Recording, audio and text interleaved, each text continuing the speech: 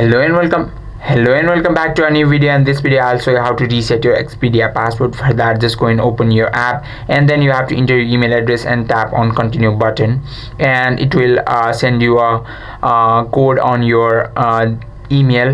You can log in with your 6-digit code, or you can also log in with your passcode. For that, just tap on enter passcode button and tap on forgot password to reset your Expedia password, and now it will take you to a website from where you can reset your password. Tap on send reset link, and now you have to check your our Gmail for that link.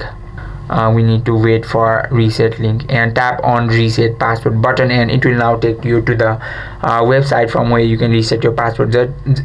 Just enter your just go and open the Gmail and tap on reset password.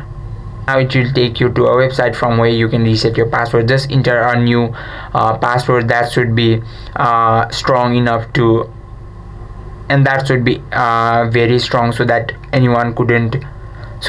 random people won't guess your password and enter it. Just enter your password like this.